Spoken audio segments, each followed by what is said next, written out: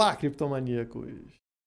Foi divulgada a inflação dos Estados Unidos, 7,5% no ano, a maior inflação dos últimos 40 anos. E ao contrário do que a gente esperava, o Bitcoin caiu. Isso mesmo, o governo americano imprimiu moedas de dólar e o Bitcoin, que é escasso, ao invés de subir, caiu. Vamos entender isso e outras coisas logo após a vinheta.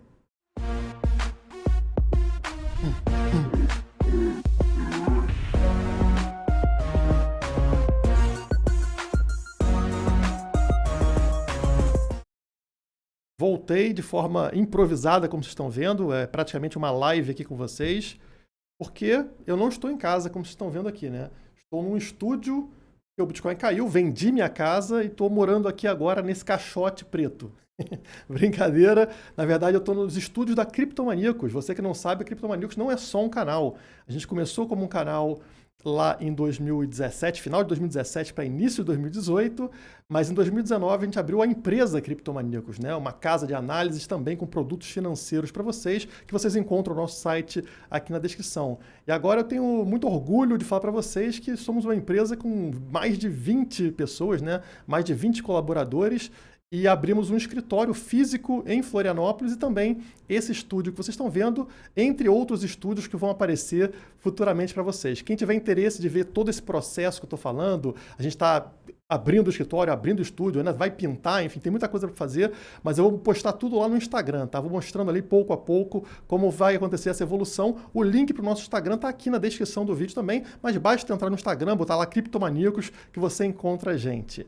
Bom, vamos começar aqui esse vídeo sem corte, meio bagunçado, mas está aí na tela o gráfico do Bitcoin e, como eu falei para vocês, o preço está em queda, né? Foi divulgada a inflação nos Estados Unidos e o preço desabou aqui e a gente tinha rompido a média móvel de 50 dias, que é essa linha verde, positivo, e agora o preço retornou para esta linha verde, encontrando ela agora como suporte. Ela que era resistência, vira suporte, no mesmo ponto, praticamente no mesmo ponto aqui, desta área branca, que já foi a nossa resistência lá atrás e agora também serve como suporte. Então a linha verde, que é a média móvel de 50, está nos 42.400 e o caixote branco inicia nos 42 mil dólares, tá, pessoal? E o Bitcoin, nesse momento, está em 42.850. Então, por enquanto, tudo bem, porque é interessante fazer esse retorno, encontrar suporte naquilo que já foi resistência no passado e voltar a subir.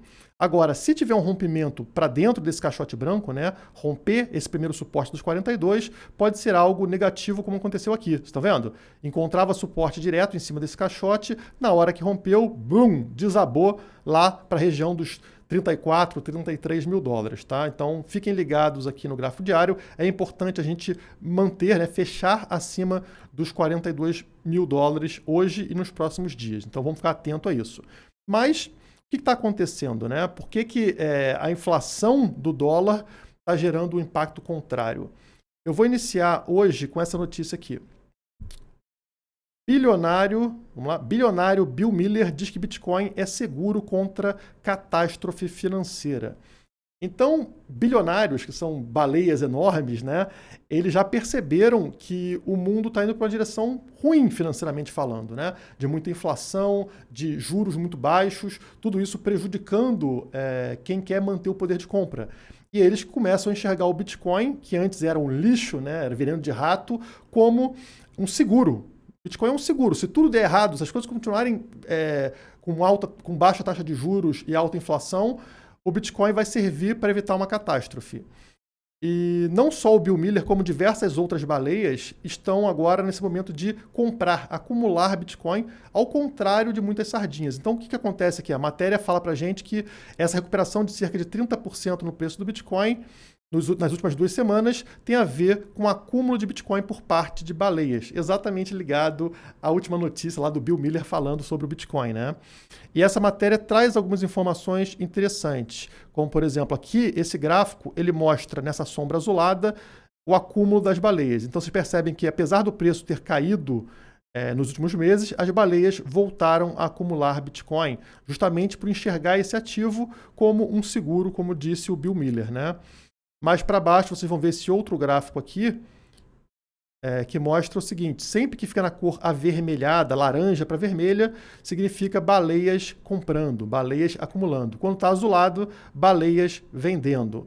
Então, olha como as baleias elas enxergam as coisas antes do mercado em geral. Quando a gente está num topo de preço, como nesses momentos aqui, nesse momento aqui e nesse momento aqui para frente, as baleias viraram para venda, né? Viraram a mão na venda.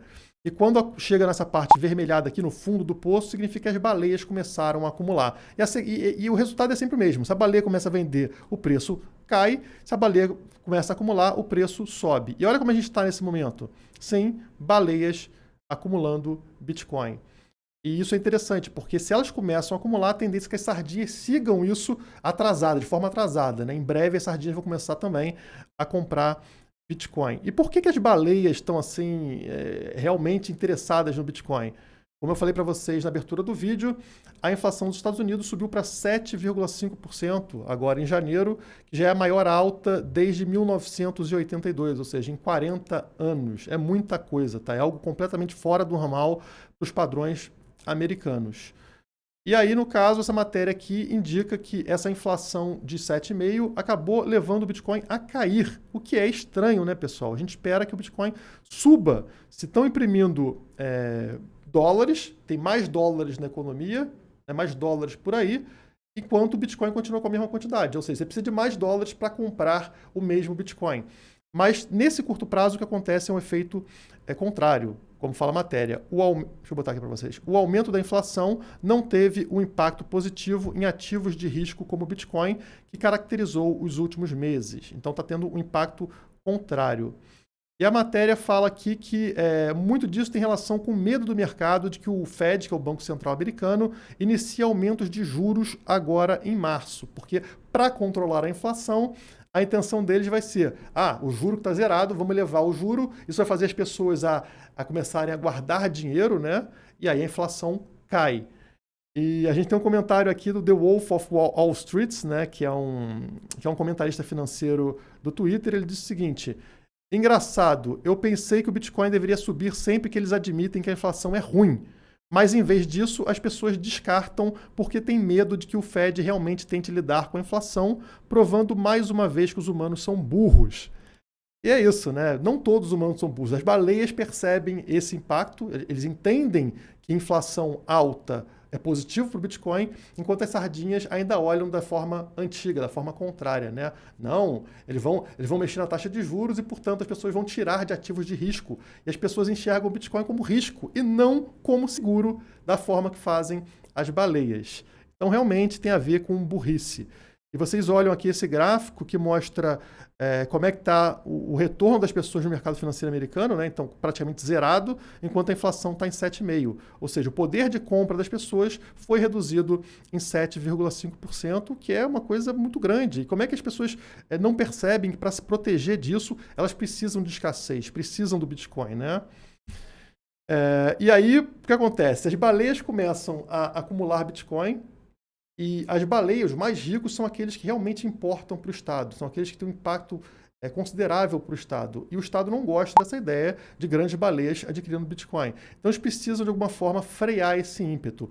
E começam a sair notícias do tipo: Bitcoin é inadequado como reserva de valor, diz Banco Central Europeu. É só um discurso que não faz sentido nenhum. A gente acabou de ver uma baleia falando que é para isso que o Bitcoin serve, né? Ele serve realmente como reserva de valor, mas o Banco Central Europeu vende que não. O Bitcoin não serve para isso, ele é muito volátil, eles vão falar. Na verdade, o Bitcoin não é volátil. Toda moeda é volátil contra outra moeda ou contra alguns produtos especificamente. E isso faz parte do mercado, principalmente de uma moeda nova, como o Bitcoin.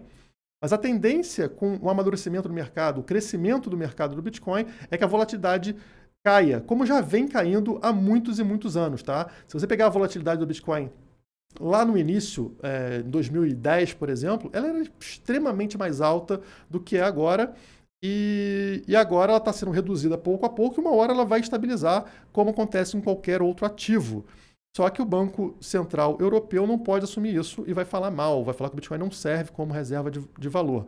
E não somente atacar neste ponto, como também em outros. Vocês lembram da questão lá ambiental e de consumo de energia? E agora a Suécia pressiona a União Europeia para banir a mineração de criptomoedas. Mesmo assunto que a gente já viu, é um completo absurdo esse tipo de pedido, porque o Bitcoin não tem culpa pelos problemas de eletricidade na Europa. Isso são problemas políticos, na verdade. Como, por exemplo, um conflito lá da Rússia com a Ucrânia e a Rússia deixando de prover energia para o restante da Europa devido ao apoio desses outros países à Ucrânia. Isso é um problema político. O Bitcoin não tem nada a ver com isso. Na verdade, como a própria matéria aqui explica, o Bitcoin ajuda a levar energia para esses locais, energia renovável. Por quê? Porque o minerador, na hora que ele entra num país, ele faz uma instalação. Se a energia, por exemplo, é cara na Suécia, e ela é cara em vários países da Europa, esse minerador vai investir em placas solares, por exemplo, né? em grande quantia ali de energia renovável para mineração, especificamente para ele, para mineração. Mas no momento onde tem sobra dessa energia, ele vai vender isso para a rede do país, ajudando a fornecer energia para aquele local. E na hora que um governo como a Suécia vai lá e proíbe os mineradores, não existe incentivo nenhum para se levar energia para esses locais. Como sempre, o Estado, o governo se preocupa em reduzir consumo ao invés de incentivar a oferta, incentivar a produção. Ele poderia focar justamente em trazer mineração para o país para que toda a infraestrutura energética do país aumentasse. Afinal, mineradores precisam de mais energia, energia renovável. Isso ajuda os países, mas claro, eles não têm nenhum interesse em ajudar o Bitcoin. Como vocês sabem, né? A moeda estatal sofre quando o Bitcoin se torna popular.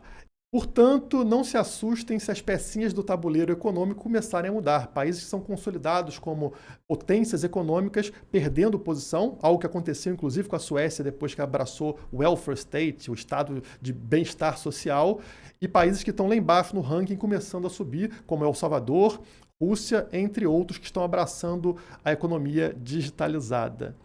E essas mesmas decisões erradas tomadas por países também são tomadas por indivíduos. E é por isso que a gente vê queda do Bitcoin no curto prazo quando a inflação está subindo, o que não faz nenhum sentido. Essas pessoas que tomam decisões erradas no curto prazo, sejam indivíduos, sejam países, elas vão sofrer futuramente. No longo prazo, o impacto da inflação não tem jeito, é a subida de preço de ativos escassos como o Bitcoin.